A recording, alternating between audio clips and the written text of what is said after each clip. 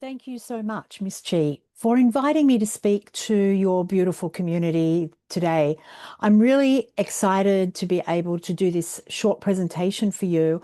I'm sorry I can't be there in person, or virtually. So I hope that this presentation introduces a concept about the brain, about neuroplasticity, and I'm sure you have lots of different questions, and I'm more than happy to receive those questions via email after this presentation. So let's get started. And as you can see on this slide, and the title I have given this presentation is called The Brain, Our Most Important Asset. It is really very exciting to talk about the brain. We don't often do it in our lives. And so I get the joy of being able to give you some information about the brain and how we can harness the ability to change our brain. So here we go. I do want to start with what do we want for our children? I think, I'm an educator and have been for a long time, over 40 years now. And very focused on our children and how we can make lives better, how we can make their lives better.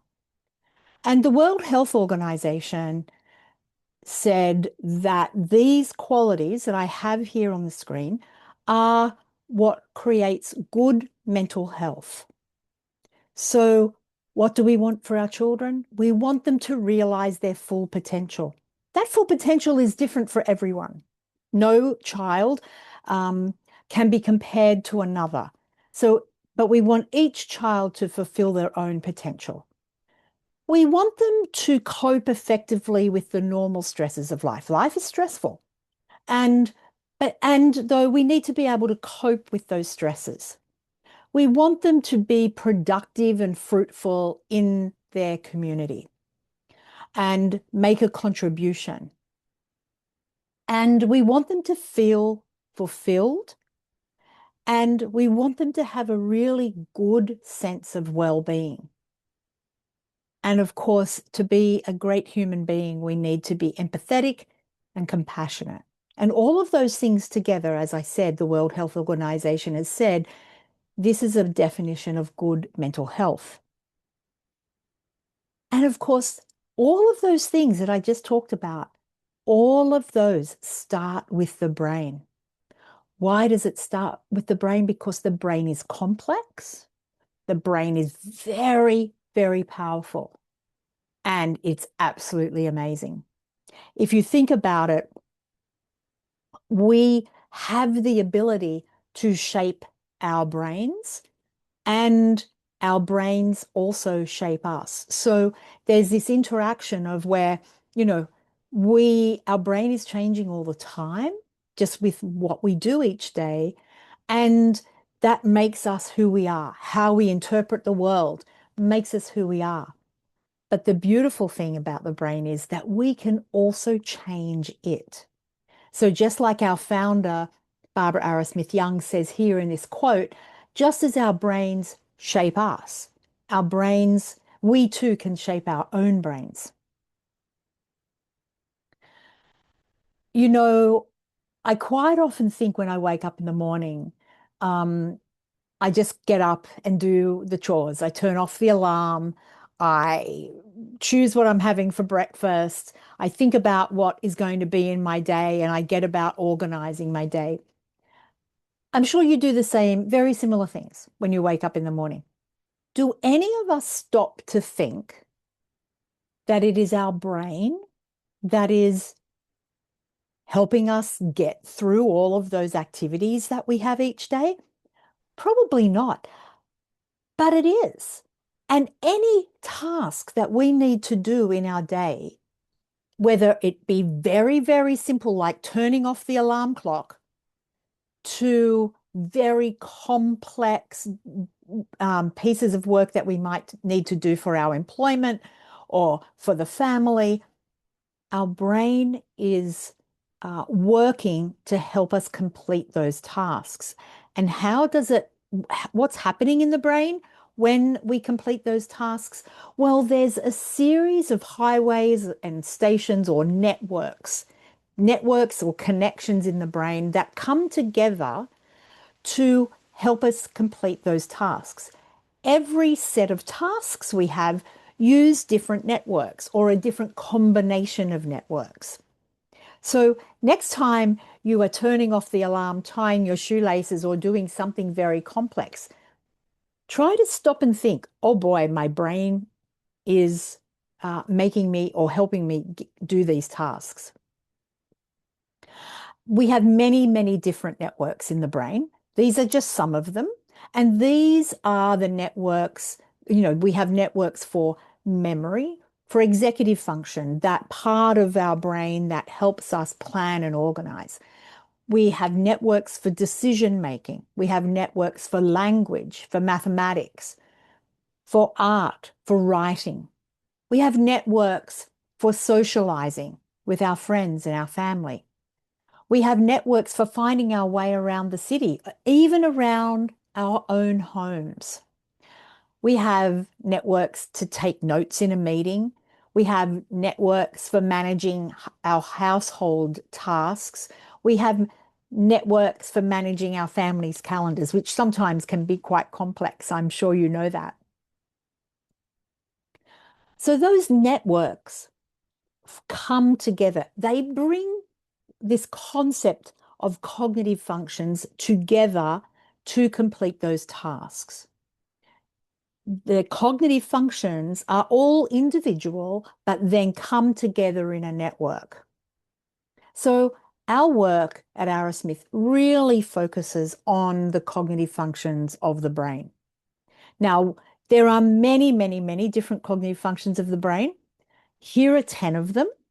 So let's have a look at these. We have cognitive functions, for auditory memory that helps us retain information that we've heard. We have a cognitive function that helps us with scheduling and budgeting.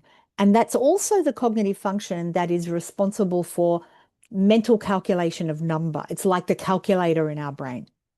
We have a cognitive function that is also used for motor plans. So what do we use motor plans for? We use motor plans for writing, for typing, for driving. We use motor plans when we read because our eyes track across the page. We have a cognitive function that for visual memory, so remembering details like objects, places, and faces. We have a visual memory function that's necessary for reading and writing patterns or spelling patterns, so those symbols. We also have a cognitive function that helps us read nonverbal cues. You know, when we might enter a room and we're looking around and we're working out how to enter that room, how to react or interact, that's a different cognitive function.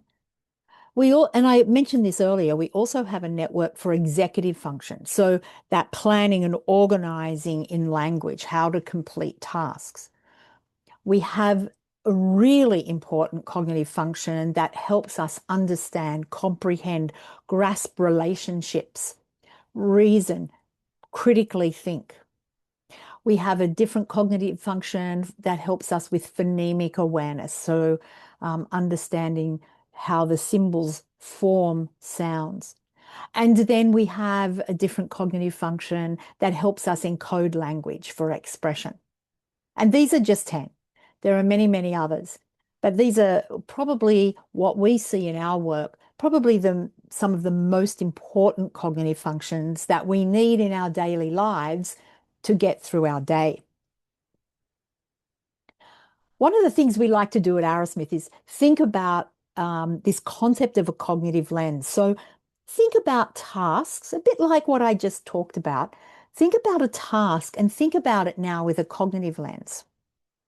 So I'm going to ask you now, think about these people. Do you have people like this in your life? Could be you, it could be your child or a partner or a family member or the person that you meet at the shop. Do you have a person who is socially awkward or rude? Sometimes we think, oh my gosh, we don't like that behavior. Hmm. Do you have someone that finds it very difficult to understand someone else's point of view? Do you have someone in your life that's rigid and needs a routine every single day? Do you have someone in your life that can't tidy their room or find something in the fridge? Do you have someone that really finds it difficult to find their way around a map or use a map, or even if they're going to a familiar place?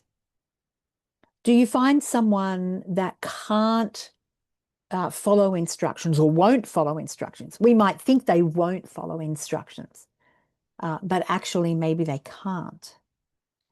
And do you know someone that can really tell fabulous stories? But then when you ask them as a teacher or a parent to write them down, you only get one little sentence or two little sentences written down. Do you know someone that can read really well, but when you ask them what the story is about, they can't tell you? Well, the interesting thing is that what I just spoke about is what we see as human to human, individual to individual. This is what we see. But what's happening in the brain? We have all of those cognitive functions at very different powers. So we have some that can be really strong and some that are underperforming. And what we know is that we all have unique cognitive profiles. All our brains are very different, just like our fingertips. Fingertips. Sorry, our fingerprints. They're all very different. And so our brains or these cognitive functions work together. Uh, some can be at strength and some can be weak. Quite often, if we have a task that we know is really easy, those cognitive functions used for that task or that network that's being used, they're probably working at strength. But sometimes you need to do a task that's a little bit challenging. So when you feel that challenge, there's probably something there, some cognitive functions that are working well, but you're needing to call on a cognitive function that's underperforming. So that task is a little bit challenging. Or you might be asked to do a task that actually you can't do, and you need to get someone else to do that for you. So probably what's happening there in the brain is that there's cognitive functions that are underperforming. And so it makes that task not only challenging, but you give up. So it's a nice way to view how we perform, how we operate in our regular everyday lives by having that cognitive lens. I think it's a beautiful way to see individuals rather than seeing behavior or performance. We see them very differently. I thought you might be interested in understanding how these cognitive functions come to work in academics. So for your children, when they're asked to read or write or do mathematics, I thought you might be interested in that. So this is what it looks like. So when we read, we bring together, as I said, um, different combinations of cognitive functions to undertake the task of reading. Now, the thing is, and it would be a combination of these ones. The thing is, it depends what task of reading we're doing. We could be reading silently in our mind, so we wouldn't be having auditory speech discrimination, for example, being used in that. However, we might be being asked, or our children might be asked, to read out aloud. So if we're reading out aloud, auditory speech discrimination definitely comes in. So does kinesthetic perception. So does Broca's pronunciation. They come into play in those instances. If we're reading silently, they don't. We've got motor symbol sequencing there because in a task of reading, we need to eye track. So that's really important. It's a very important motor pattern that we have and automated. I'm sure when you read, you don't even think about your eyes tracking across the page. but actually some people find that difficult. And so that it's really laborious to read in those instances. So these are the combination of functions that come together for reading. Now, there's no test, of course, and Miss Chi won't ask you questions at the end of this, but what I want you to do is take a look at these colors or these words here on the page, whatever is easiest for you, because some of them are going to come up in the next slide. So have a look. So what's involved in the task of writing? Here are the combinations, here are the cognitive functions that combine to do a task of writing. So you'll see again that these cognitive functions, some of them came up in reading, and here they are again in writing. So thinking that we all have these different cognitive profiles, think about some of these are strong and some of these are underperforming. If they're underperforming in reading or they're performing well in reading, the same cognitive functions are going to perform well in a writing task or they're going to underperform in a writing task. So it's not just that, it's a reading problem or a writing problem. Actually, it's a problem with the cognitive function. It's underperforming. It's not that you're fantastic at reading or you're fantastic at writing. No, it means that those cognitive functions are really performing well. So, what about mathematics? What's happening there? Some of the cognitive functions are the same. Now, sometimes we hear, oh, I'm really good at maths, but not in reading or not at English or not in language or vice versa. Actually, if the cognitive functions are strong, they will be strong in all of the different tasks. If they're weak, then they'll be weak in all of the different tasks. Now, because these cognitive functions work together in a network, you might have enough strength in mathematics to really go okay. But if you're using a different combination of cognitive functions in a different mathematical task, you might find that task challenging. So again, some of these will be strong, some are likely to be weak. I can promise you that not all of us have all of our cognitive functions working in supercharge. We have them along this scale. You'll see there on the bottom of this slide that there's a scale that they work along. And so they can be really superior or really very severe or somewhere along there. So depending on how each cognitive function is operating, and that combination comes together, tells us if a task is easy or challenging. We had a researcher have a look at some of the assessments that we've done at Arrowsmith, and he analysed 1,452 learning profiles, and he found that more than 70% of those profiles were unique, and we didn't even give him all of the data. So I'm pretty certain we're safe to say that our cognitive profiles are all individual.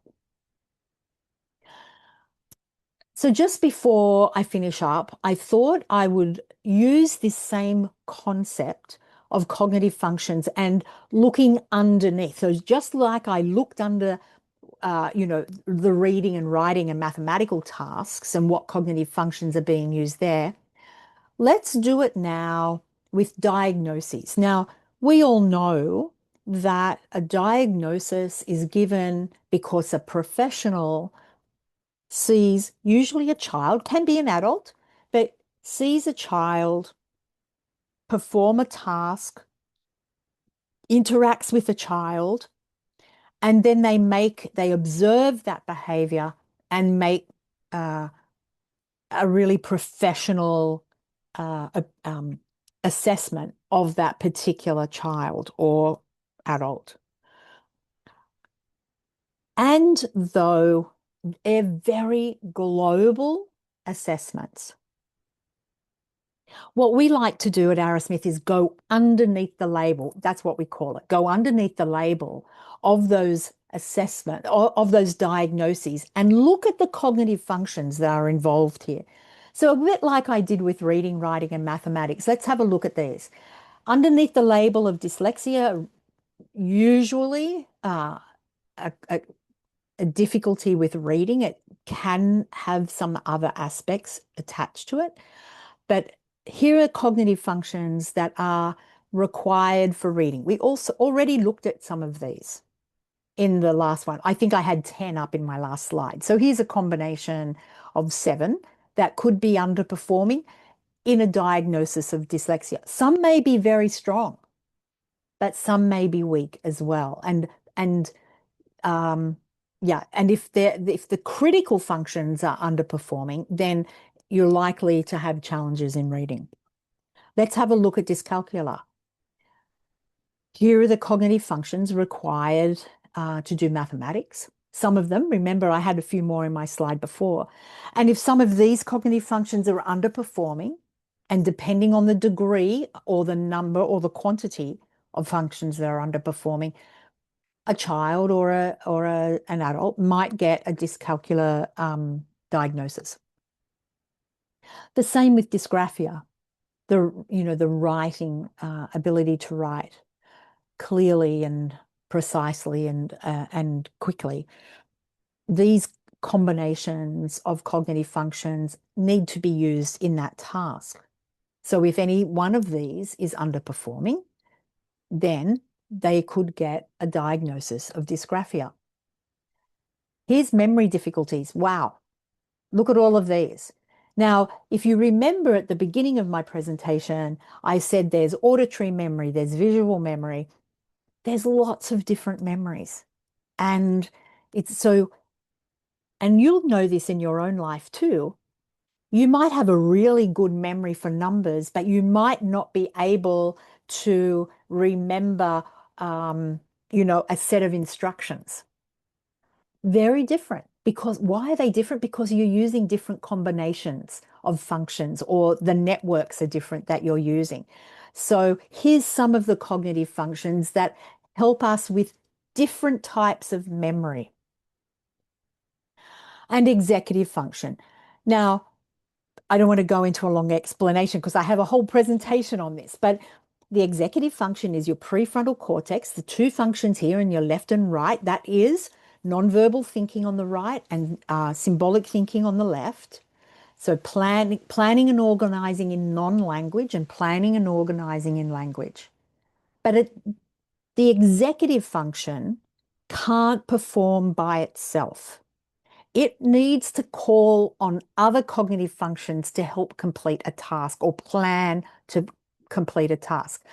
Two of the most critical functions the executive function will call on are symbol relations and predicative speech. Now, on our website, you can have a look at and get definitions of these functions. But yeah, so that's like an explanation, a very short explanation of executive function and what is involved there. Here's attention. Attention, again, is in the prefrontal cortex. The attention control networks or the brain networks that are located in the prefrontal cortex help us attend and engage. But at Arrowsmith, we have a little bit of a different view on attention because we see a lot of children and adults that have what we call a cognitive load. So if you think about some of those other diagnoses that I talked about there, if you have a difficulty with memory, an auditory memory, and the teacher is telling you what you need to do and a series of steps, and if you have an auditory memory difficulty, then you're going to be asking someone else in the class, your buddy, you're going to be saying, what do I have to do? I can't remember what we have to do. A teacher sees that behavior and thinks they're being inattentive. Or you could have a task where the child has to read the instructions, but actually their comprehension is poor. So that's the symbol relations cognitive function. So if the comprehension is difficult, they can read the words, but they can't understand what it is. So the child might go and find a buddy again, or go and ask the teacher and say, can you explain this to me? The teacher might think, well, you weren't paying attention. I've just talked to you about this. Or I've given you the task. Go and read the task. You're not paying attention to the task I gave you. So this is the example of what a cognitive load might be. So we have, we could have memory difficulties or sequential thinking or mental calculation difficulties, understanding difficulties or processing difficulties, and they show up as inattentive behavior. So, but what we know is if we strengthen that cognitive load can go away. And how can it go away? By the power of neuroplasticity. All along in this presentation today, I've talked about the power of the brain to change. We absolutely can change. Remember right at the beginning, I said our brain shapes us, but we have the ability to shape our brain. We have the ability to focus on our brain intentionally to improve it. That's the power of neuroplasticity. That's what neuroplasticity is. The brain's ability to change its physical structure and its functional organization to form new neural network connections. And the good thing is it's throughout our lifetime. It's not just for children. All across our lifetime, this can happen.